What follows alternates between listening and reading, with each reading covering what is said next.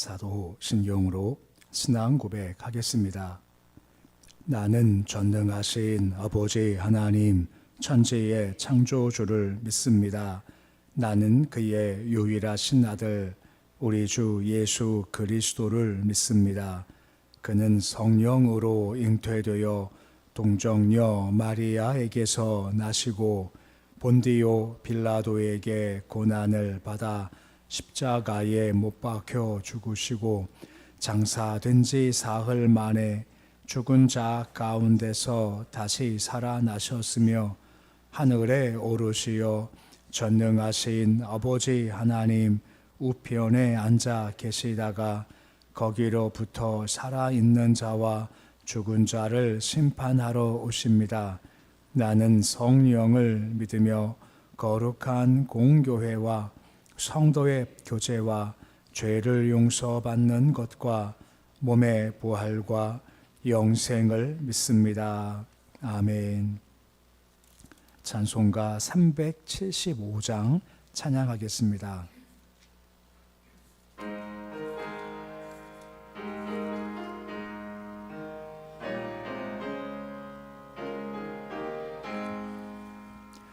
나는 갈 길 모르니 주여 인도하소서. 어디 가야 좋을지 나를 인도하소서. 어디 가야 좋을지 나를 인도하소서. 아무것도 모르니 나를 가르치소서. 어찌해야 좋을지 나를 가르치소서. 어찌해야 좋을지 나를 가르치소서. 아이같이 어리니 나를 도와주소서. 힘도 없고 약하니 나를 도와주소서. 힘도 없고 약하니 나를 도와주소서. 마음심이 아프니 나를 위로하소서. 의지 없이 다니니 나를 위로하소서. 의지 없이 다니니 나를 위로하소서.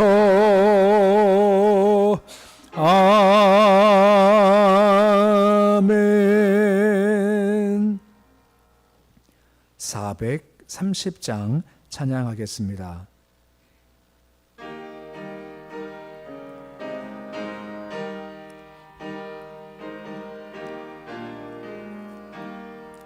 주와 같이 길 가는 것 즐거운 일 아닌가.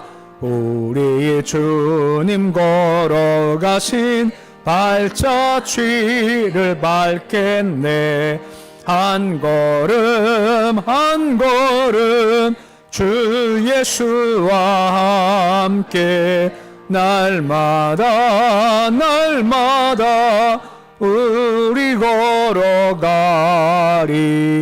어린아이 같은 우리 미련하고 약하나 주의 손에 이끌리어 생명길로 가겠네.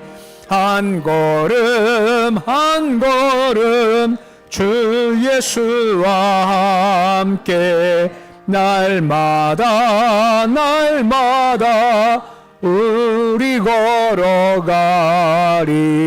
꽃이 피는 들판이나 험한 골짜기라도 주가 인도하는 대로 주와 같이 가겠네. 한 걸음 한 걸음 주 예수와 함께 날마다 날마다 우리 걸어가리. 옛 선지자의 녹같이 우리들도 천국에 들려 올라갈 때까지 주와 같이 걷겠네. 한 걸음 한 걸음 주 예수와 함께 날마다 날마다 우리 걸어가리.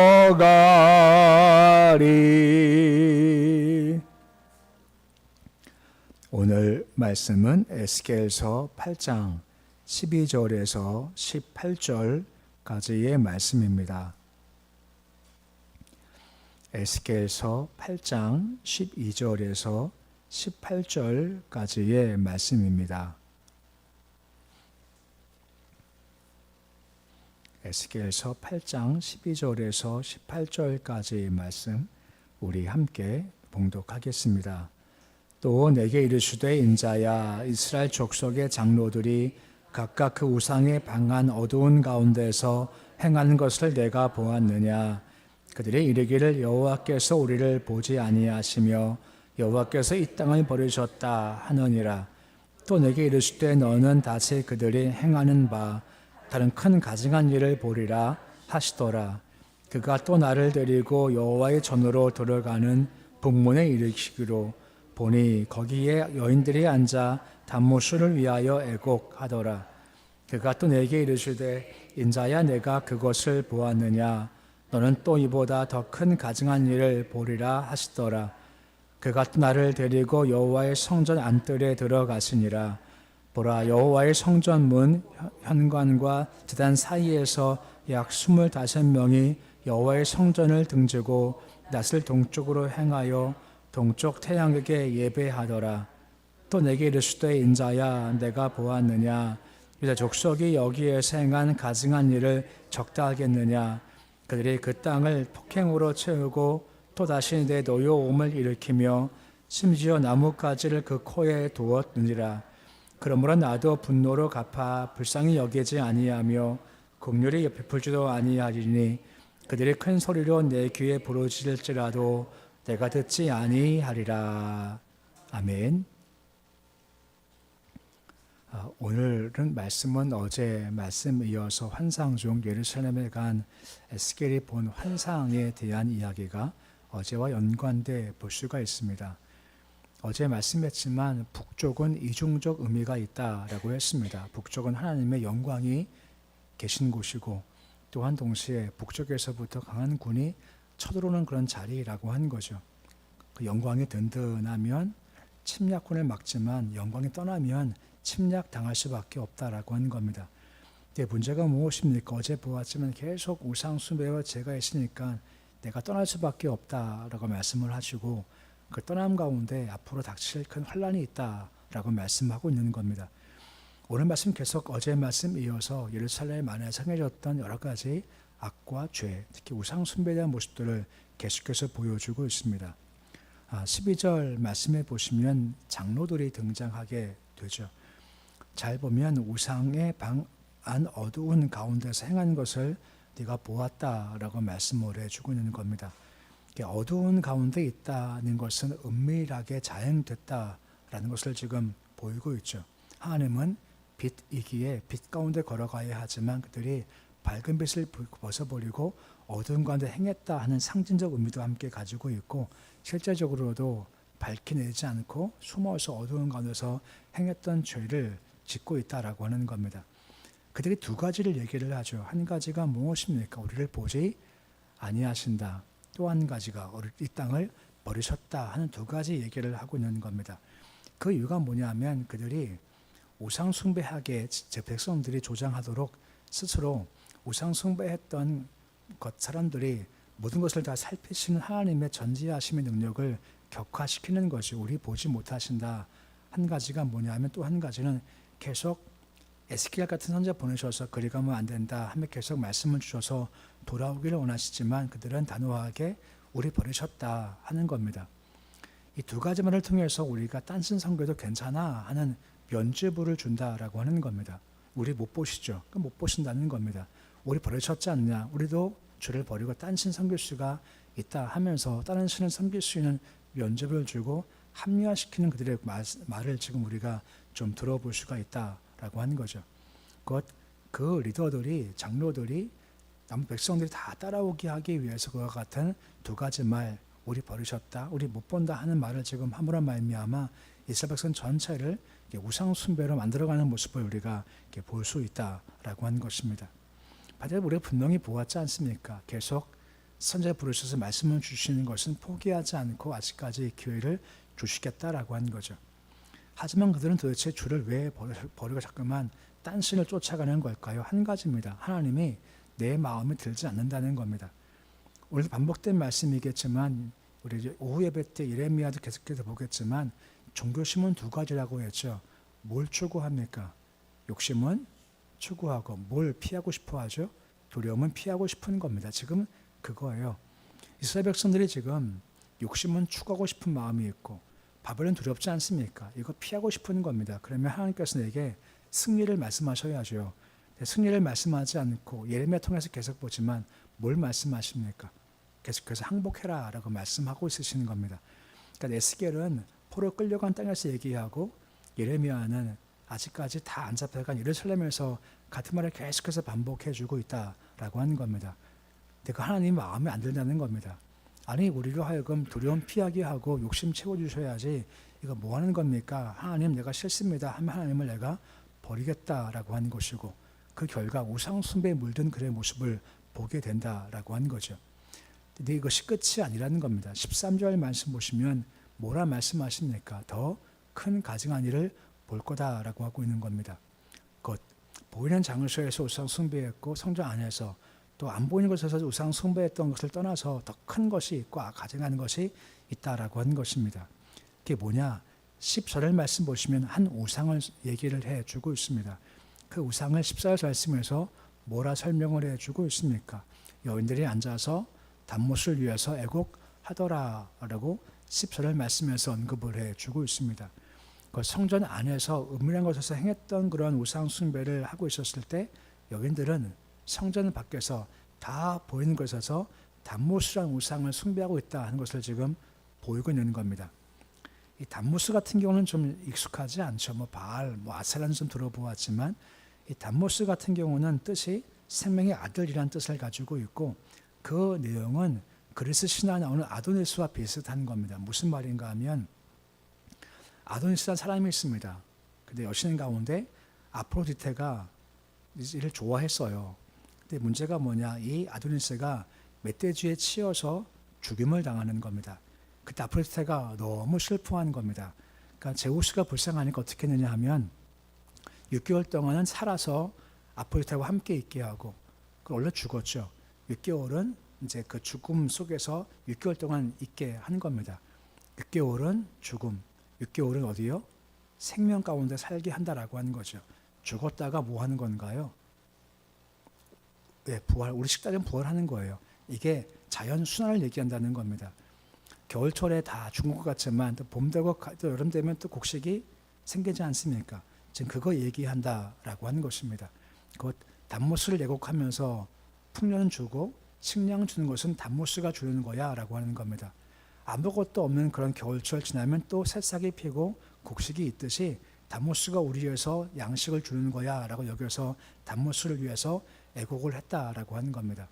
6개월 동안 이제 죽음에 가거든요. 그러니까 죽음 가는 첫날부터 6일 동안은 단모스를 위해서 애곡했다라고 하는 겁니다. 이게 바로 단모스를 위해서 애곡했다라고 하는 것이죠. 근데 이게 참 어리석지 않습니까? 양식은 누가 주시는 건가요? 하나님이 주신다라고 하는 겁니다. 근데 문제가 뭐냐면 그 양식에 내가 만족을 못하겠다는 겁니다. 하나님께서 적당히 주시는 건데 난 적당히 주고 적당히 싫고 이만큼을 달라는 겁니다. 단모스를 섬기고 바알도 비슷해요. 바알은 뭘 주관합니까? 비를 주관하는 겁니다. 비를 주관해서 비가 적당한 때 적당한 양이 오면 풍년을 준다. 나는 이만큼을 더 얻고 싶어 한다라고 하는 것입니다. 중요한 것은 내가 만들었으니 내가 주관할 수 있는 겁니다. 담무스도 내가 만들었고 바알도 내가 만드는 겁니다. 그럼 내가 만들었기에 내 마음대로 줘야지. 이것이 바로 우상 숭배의 마음이다라고 하는 겁니다. 이게 바로 하나님처럼 되고 싶어 했던 그런 타락한 모습이다라고 볼 수가 있다라고 하는 거죠. 느낌상 성경 말씀보다요 단무새기가 더 집중하시는 것 같아요. 처음 들어보니까 그럴지도 모르죠. 근데 그게 그런 겁니다. 그렇다하게 꾸며서 이렇게 속이는 게 바로 그런 우상 숭배의 모습이다라고 하는 거죠. 다시 반복할 겁니다. 또 반복하겠지만 신을 내가 만드는 것은 그 신을 내가 마음대로 할 수가 있다라는 겁니다. 하나님은 안 그렇지 않습니까? 근데 우상은 내가 할 수 있으니까 우상을 자꾸만 많이 만들게 되더라라고 하는 겁니다. 근데 끝이 아니에요. 15절 말씀 보시면 또 뭐라 말합니까? 더 큰 가증할 일을 볼 거다라고 하는 겁니다. 그럼 그것이 뭘까요? 이제 마지막입니다. 이 흐름에 16절 말씀해 보시면 한 장소가 나오죠. 여호와의 성전 안뜰이라고 나오는 겁니다. 여호와의 성전 안뜰이라는 것은 아무나 못 들어가고 제사장만 들어가는 곳입니다. 이것은 제사장의 얘기라고 하는 거죠. 거기 약 25명이 있다라고 되어져 있습니다. 제사장들은 24반역이라고 하죠.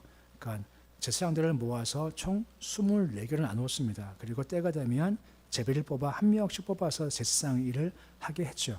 그 몇 명입니까? 24반열이니까 24명이죠. 저긴 25명이죠.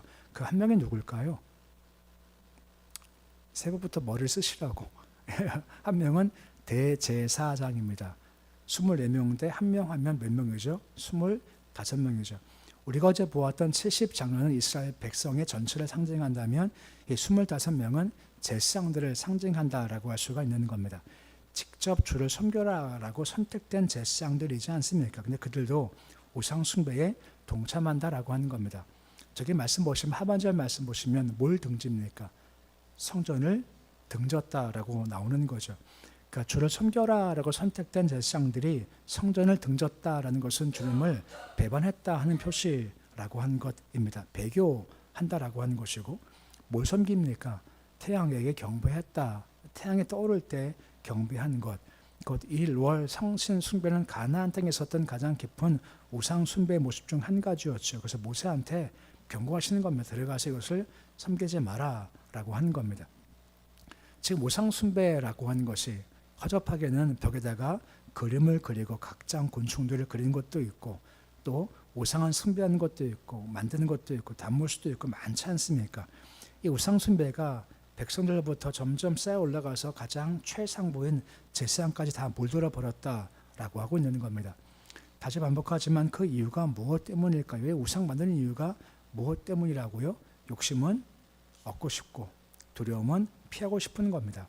하나님이 욕심을 채워주고 두려움을 피하게 하면 그분이 하나님입니다. 그분은 쫓아가요.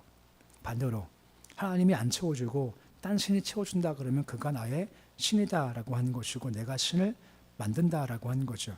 어제 말씀드렸죠. 욕심을 추구하지만 욕심이 만족이 안 돼요.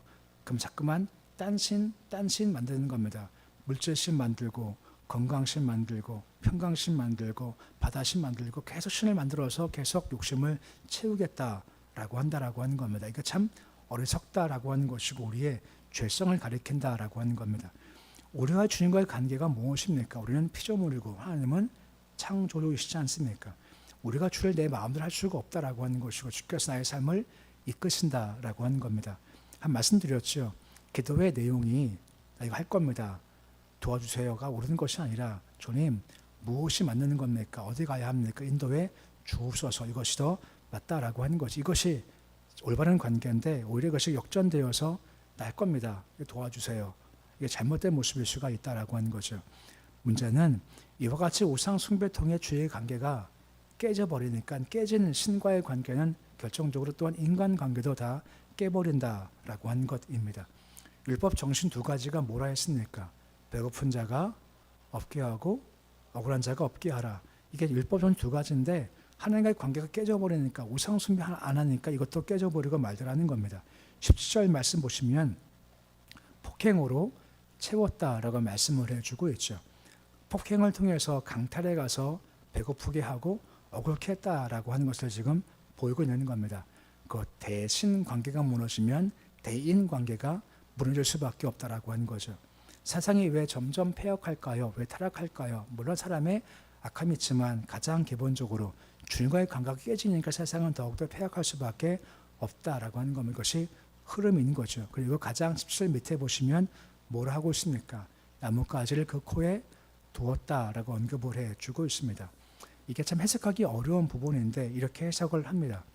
태양 숭배할 때 태양을 향해서 기도를 하거든요. 그러니까 태양을 기도할 때 왼손으로 향기로운 나뭇가지를 들고 입에 이렇게 갖다 댄답니다. 그 이유가 뭐냐면 태양광선이 이렇게 빛이 오지 않습니까? 태양광선이 내가 후 하고 호흡을 쉴 때 내 호흡이 태양광선을 더럽히지 않게 하기 위해서 나뭇가지를 두어서 조심했다라고 하는 겁니다. 좀 바보 같지 않나요? 이게 뭐 하는 건지 모르겠어요. 그런데 하나님이 떠나버리니까 그 사람이 이렇게 어리석어지더라라고 하는 겁니다. 제가 10년도 더 됐죠. 갑자기 생각나는 건데 많은 신들이 있지 않습니까? 제가 어떤 나라인지 기억은 못하겠습니다. 인도였나 어디였나 잘 기억나지는 않습니다. 많은 신 가운데 쥐 신이 있습니다. 보면서 하다못해 쥐를 섬기냐, 쥐를 믿냐, 얼마나 참 바보 같냐라고 하는 거죠. 사람은 그만큼 타락할 준비가 됐고 썩을 준비가 된 존재라고 하는 겁니다. 누가 없으면요, 예수가 없으면, 은혜가 없으면 그렇게 될 수밖에 없다라고 하는 겁니다. 점점 타락한 모습을 지금 계속해서 보이고 있다는 거죠. 18절 말씀 보시면 결과가 무엇입니까? 그러므로라고 말씀이 시작되고 있습니다. 그리 가서 결과가 뭐냐? 18절 말씀 같이 함께 읽어보시겠습니다.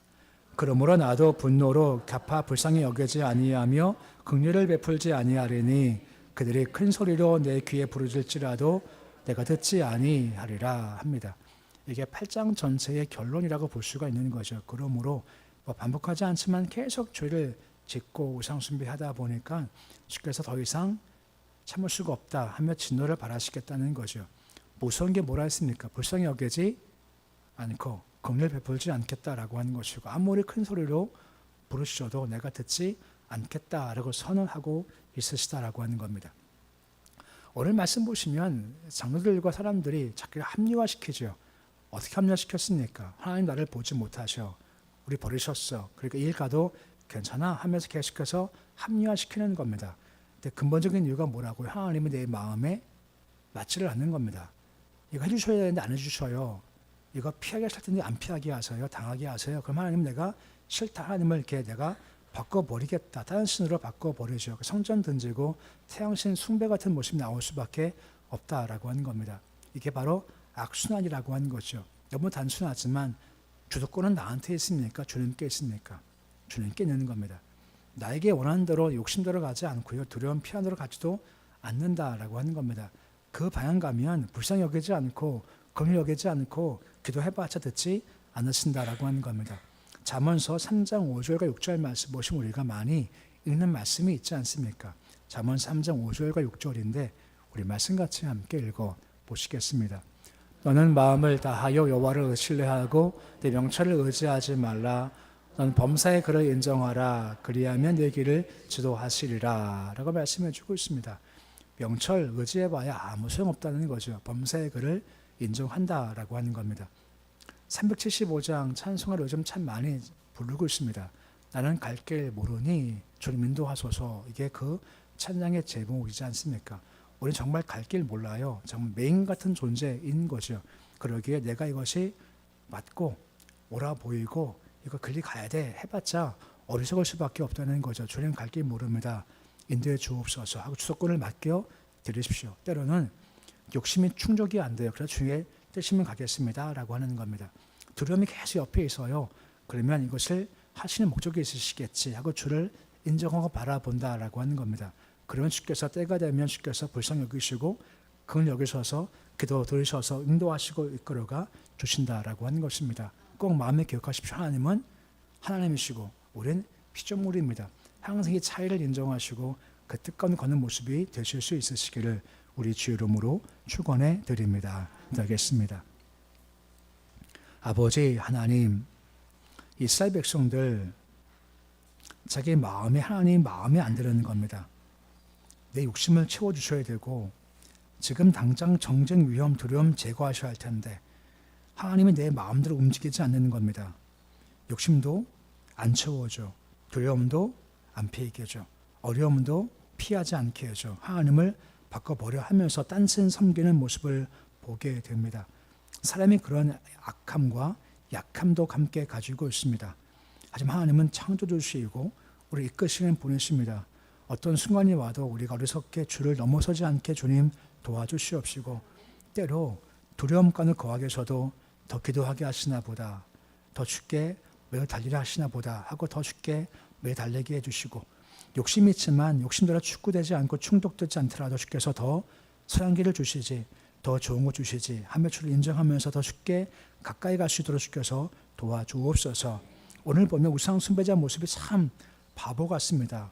어리석어 보이고 참 멍청해 보이지 않습니까? 근데 우리가 욕심에 치우치고 두려움 피하겠다 하는 마음가짐으로 같이 어리석어지는 겁니다. 그 헛된 길 가지 않게 주님 도와주시옵시고 살아도 주를 위해 죽어도 주를 위해 사나 죽으나 우리가 주의 것입니다 하는 고백으로 주만 바라볼 수 있도록 도와주시옵소서. 그러므로 우리 삶에 하나님의 진노가 임하지 않게 하시고 하나님의 평강, 하나님의 은혜, 도우심이 있도록 주께서 도와주시옵소서. 오늘도 창조하시고 다스리시는 주를 바라보고 새벽 깨어 나왔습니다. 새벽의 축복과 새벽 은혜가 우리 가운데 있기를 소망합니다. 내일 새벽 가운데 얼굴을 비추셔서 그 안에 복도 주시고 지키심도 주시고 은혜도 주시고 평강도 허락해 주셔서 이곳에 주의 은혜가 가득하도록 주님 도와주옵소서. 특별히 기도할 때 우리 약함을 건지시기를 소망합니다. 약함과 병 때문에 괴로운 분도 있고 마음의 상함도 있고 마음의 무너짐도 가지고 있습니다. 앞으로 어떻게 할까 걱정되는 분들도 있습니다. 주께서 함께 하셔서 자녀 문제 때문에 고민하고 있는데 함께 하셔서 길을 보이고 인도하시는 하나님의 역사하심도 보이시도록 주님 인도하여 주시옵시고 주의 도우심 가운데 하나하나가 깨어진 것이 회복될 수 있도록 주여 도와주옵소서. 주님 우리 자녀를 견고하게 잘 붙잡아 주시기를 소망합니다. 곁길 가지 않게 해주시옵시고 주를 바라보는 신앙길로 잘 걷게 주님 도와주시길 소망합니다. 우리 아이들이 주를 믿는 신앙심을 가지되 특별히 신앙심 안에 예수처럼 성실을 하기 원합니다. 게으르지 않게 주님 도와주시옵시고 매사에 힘주신 대로 성실하게 충성심으로 일 잘 감당하도록 주님 도와주시옵소서. 주님 우리 어르신들 눈에 속한 분들 건강 주시기 원합니다. 하루하루 붙잡아 주시기 소망합니다. 예전 같지 않은 약함을 가지고 있습니다만 아버지께서 함께 하셔서 나이 들매 때를 지는 잘 보내도록 도와주옵소서. 어쩔 수 없이 몸이 약해져서 약할 수밖에 없고 걸음걸이도 아버지 힘들 수밖에 없지만 주를 바라보는 신앙으로 그 힘겨 어려운 때를 잘 바라보고 나가게 하시고 특별히 치매 있지 않게 주께서 도와주시길 소망합니다. 똑바르게 하시고 주님 부를 그때까지 모세와 같이 건강하게 깨끗하게 더 주님 향하도록 주님 도와주시옵시고 항상 시선을 이 땅이 아니라 저 천국을 바라볼 수 있도록 함께하여 주시옵소서. 오늘 주님의 하루가 시작되었습니다. 하루씩 견전히 맡겨드립니다. 오늘도 복된 날 되길 소망합니다. 주님 우리 아무것도 모릅니다. 한 걸음 한 걸음 인도해가 주시옵시고 주 함께 걷기에 오늘도 찬송하며 감사하며 기뻐하는 복된 날 될 수 있도록 도와주시옵소서. 예수님의 이름으로 기도드립니다. 아멘. 하늘에 계신 우리 아버지, 아버지의 이름을 거룩하게 하시며 아버지의 나라가 오게 하시며 아버지의 뜻이 하늘에서와 같이 땅에서도 이루어지게 하소서. 오늘 우리에게 일용할 양식을 주시고 우리가 우리에게 잘못한 사람을 용서하여 준 것 같이 우리 죄를 용서하여 주시고 우리 시험에 빠지지 않게 하시고 악에서 구하소서. 나라와 권능과 영광이 영원히 아버지의 것입니다. 아멘.